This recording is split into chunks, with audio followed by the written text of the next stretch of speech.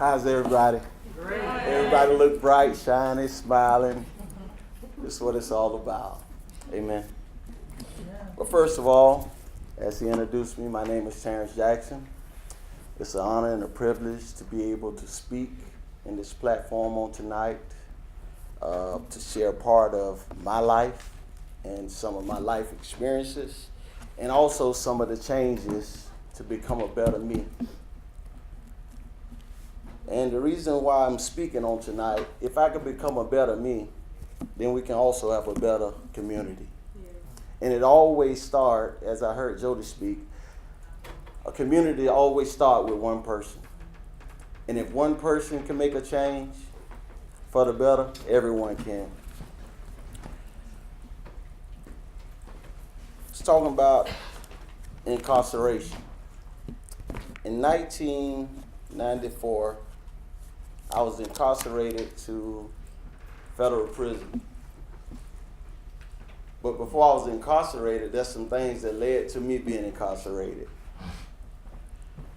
I could think back to the age of 13. I remember my first time ever doing anything probably wrong.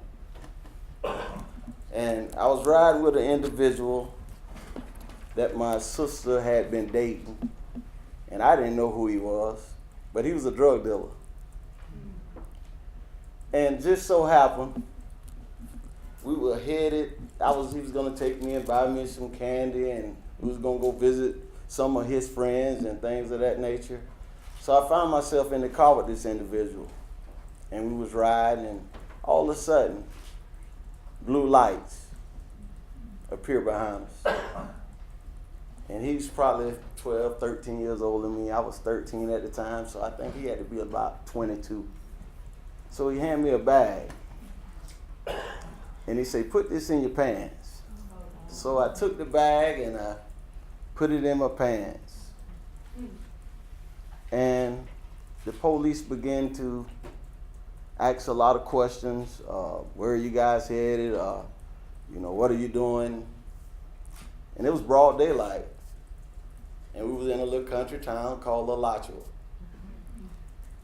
So he called the other officers. They conducted their search. They took me out of the car. I was only 13. They patted me down, but they didn't find anything. So I had it stuffed in my pants. And so they began their search. And they went through his car and they found a gun, and they threw him in the back seat of the car. They told me I could go on in the house because we didn't stop. We waited till we got to where we was going, then we stopped. So my mom and all of them come out there wondering what's going on, and I'm just standing there scared as all outdoors. And so I went in the house because what he gave me, he told me to give it to my sister. So I was curious. I wanted to know, what is this that he gave me in this bag? And I had come through life, being bullied as a young kid. I was a great athlete, but I wanted to be somebody great. So I took what he had given me to take back to my sister, and before I gave it to her, I looked through it, and I had been seeing the TV. I didn't know what cocaine was, but when I seen it, I knew what it was because of TV. So I was contemplating on what am I gonna do with this stuff. So I eventually got convinced and debated to give my sister, show her what I had, what he had given me to give to her. But I didn't tell her he told me to give it to her. I just told her that this is what he gave me.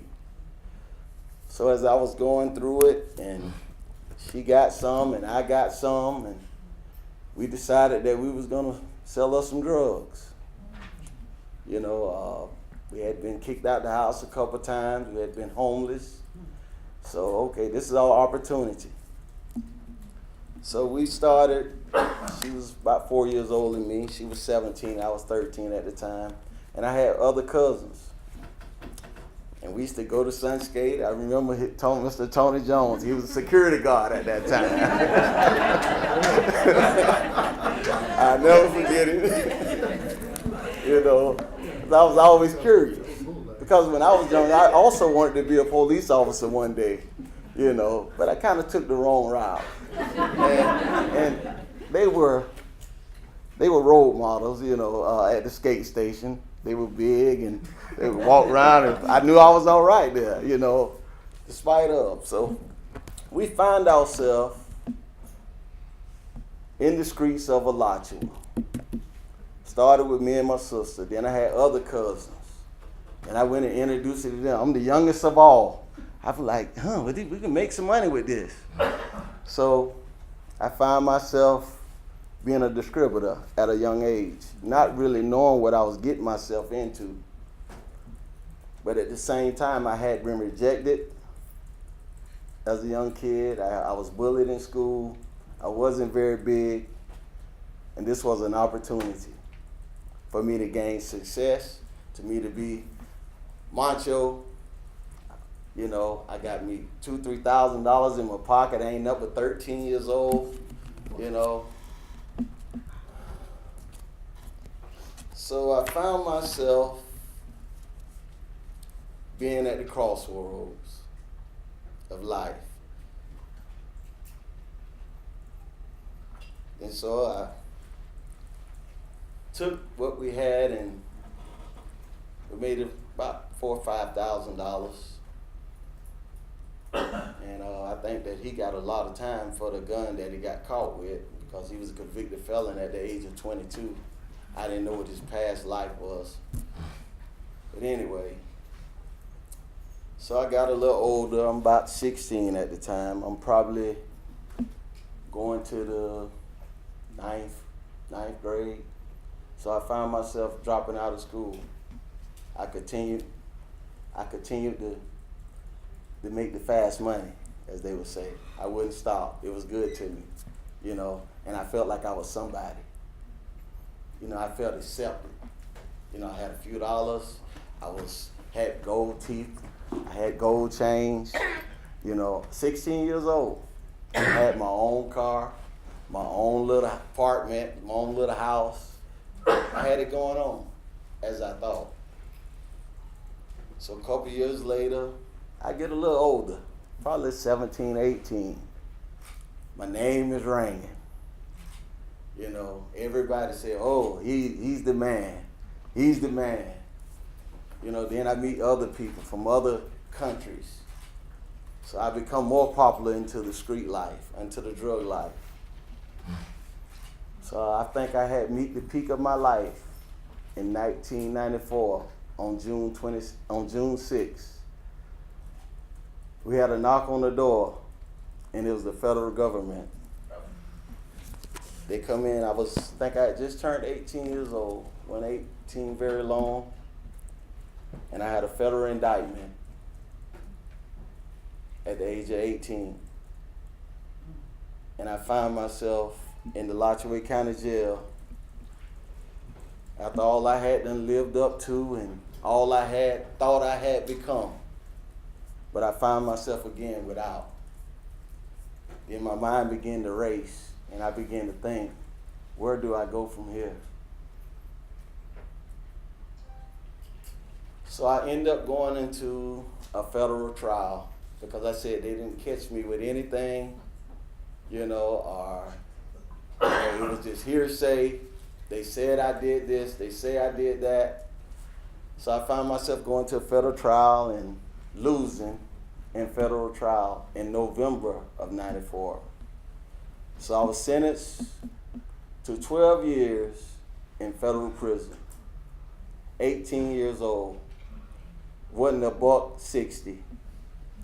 And I found myself on a bus headed to federal prison, scared as all outdoors, just a kid in my mind.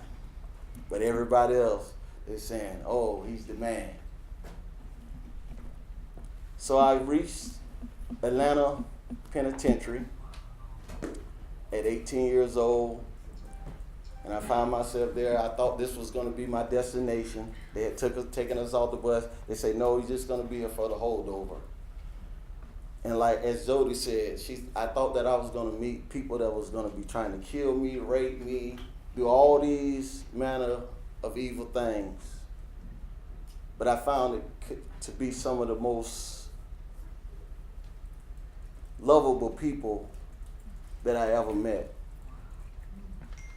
You know, they were telling me the right things about life. They were making me reevaluate my life. And so they said, you ain't gonna be here long. So I went on to another destination. They shipped me to Ashland, Kentucky after being 3 months in Atlanta. And I'm like, now, I finally made my destination to federal prison. So I found myself there. I never had been in trouble in my life. And scared as all outdoors.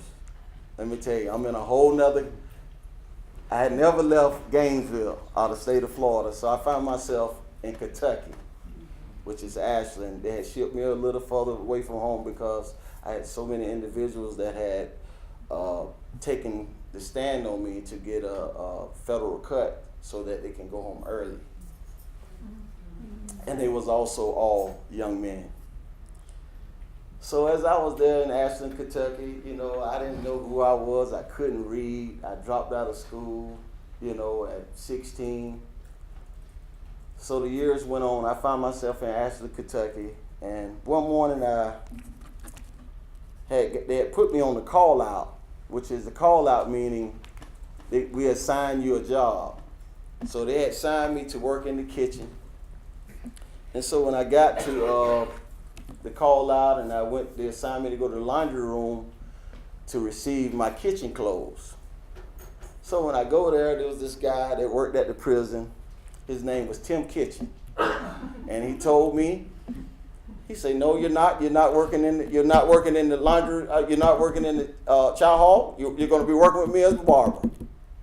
And I'm like saying in my mind, I've just got to prison. I don't know how to cut hair or anything like that. And you want me to cut these guys' hair? You know, that's in prison. And so he said, I said, I can't do it, man. He said, you know what? You're going to be my barber. You're going to be my barber. I guess he was from the mountains of Kentucky, and he spoke it. He said, you're going to be my barber, you know. He said, I don't care what you say. You're going to be able to put you on the call out for tomorrow morning. You'll be here at 6. And I was like, Miss Kitchen, I never cut hair a day in my life. But lo and behold, it was this guy there. He was from Trinidad, and they was getting ready to go to another institution, which was another prison. And he said, I could teach you within 3 to 4 days of how to cut hair. And I was like, you sure you can do that? Sure? I said, because I don't want to mess nobody hair up. So he got me in there, but that night before I went there, I started drawing pictures of barbers' hairlines on a piece of paper, you know? Because I was like, Lord Jesus, please let me do this right here. So I come to find out I come to be one of the best barbers that had ever hit that institution. You know, but like I say, I wouldn't have never knew I had this gift if I had not went through what I went through. And so lo and behold, after I did a few years in prison, you know, and it wasn't so bad as I thought. I started to meet individuals. They started introducing me to God. You know, I didn't know nothing about God. I didn't even know how to read. Matter of fact, I dropped out of school at 15, 16 years old. So it was a group of guys. They got together. I guess they already had to huddle up about me, you know. And so they was like, man, we're inviting you to come out to church, to come out. You're going to be a preacher here. You're going to speak. You're going to speak to the people in the. I was like, I said, I never spoke to. I can't. I said, I can't even read. You know, more or less than speaking to people. And this was in, you know, so I began to go to school, you know, and I would chase people down, teach me how to read, you know, and they would take time up with me because I was so hungry. I didn't know that I needed to know how to read when I was out here in this lifestyle. You know, I thought that all I needed to do was cut me up some and give it to somebody else. But in this place, I learned how to read. And not only that, I also met God for the first time. You know, I used to hear my grandmother talk about God and used to go to church as a little kid, and you know, but I never experienced God like I did in this place. I remember one morning coming out of the chow hall, and I was going through a difficult time in my life. My sister had been diagnosed with AIDS, the same sister that we was dealing with, and she would call me, and I would talk to her over the phone. And just so this morning, I wasn't even thinking about God. And this brother from Jamaica, his name is Derek Davis, and he noticed me. He said, he said, hey man, didn't I see you in church on Sunday? He was from Jamaica. And I said, yeah, I was there. He said, you got time to take a lap with me? And I said, yeah, I'll take a lap with you. You know, so we walked the track, and he began to tell me and introduce me to his God. And he said, look around. You know, I'm thinking, look around. He said, we're free. I said, we're free. You know, and I'm looking at these big gates and everything, this big old razor wires. And so I'm thinking to myself, I'm like, we're free? So he said, look at all the trees. He said, you see all the green ones? He said, but look at that one with no leaves. He said, look how it stick out. It's different. And it was like scales fell off my eyes. And I was so delighted in what he had told me. You know, and it was so strong and so powerful. And it still speaks in my life on today. He said, we got to be different. He said, you want to be better? He said, we got to be different. Me and that brother, he taught me some things, you know, concerning the gospel. And we went in that prison, and we turned that prison upside down for God. And so there came a time I had to be, it was getting ready, my level had changed, and I was getting ready to go to another prison. And, you know, it was a lot of individuals. I didn't know people was watching me. But when I got ready to leave that prison, every brother, I'm talking about, you know, it was all kind of different religions, Muslims, Moorish Science, Sunni Muslim, Satanisms, and all these different religions, you know. But all of them, they came together, and they experienced and know that somebody was walking that compound in the light. And so I left there, did my time, and found myself being released in 2000. I went to the halfway house, and I was released from there in 2001. And I was released from there, and I was, you know, trying to find a job, and, you know, all these things coming at me. I've been incarcerated a long time, and all these things was coming at me at one time, and I was like, I can't handle this. You know, I didn't have no one to come here and say, here's some clothes, here's some shoes, here's a few dollars to help you get back into society. You know, it was a great challenge for me. You know, after doing all my time, and as a young man coming out, I left as a young man, now I'm coming out as a grown man. You know, and I was looking for help. So I found myself, you know, I go fill out applications with I think they had some type of job program where they help you, you know, to a certain extent. And they always ask you a question on there: are you a convicted felon? And I'm like, should I tell the truth or should I lie? But I found myself with nothing to hide. Have to write down everything that I ever did. Explain what happened. So I write down and I explain. There was sometimes I was turned down, but there was some people that did accept, me to get a job, but it still wasn't easy. Moving up on a job, being incarcerated, being in trouble, it always follows you. And I think about, how I served my time and for everything that I had did. Then I still find that I'm paying a penalty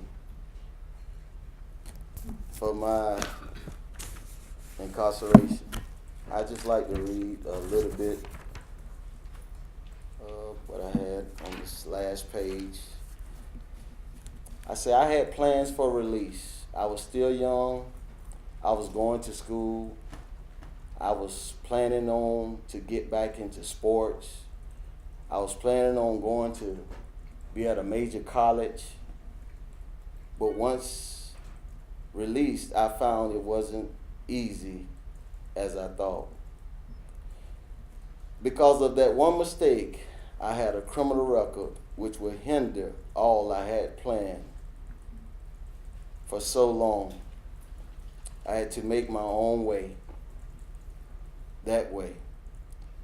So I found myself established. I got out and got married, and I found myself, me and my wife at this time, we had established group homes, working with the developmental disabled, and that still was a process. I had to go, they removed me from my home after I had been working with the people for 4 years. They made me stop working. I had to go sit, but because they came with a thing with a level 2 background. So I had to be removed from my home, and I had to sit it out, wait for 16 months before I could sit before a panel of judges to say that I had been rehabilitated. I was rehabilitated the day I hit prison. Okay. That's all I have to say.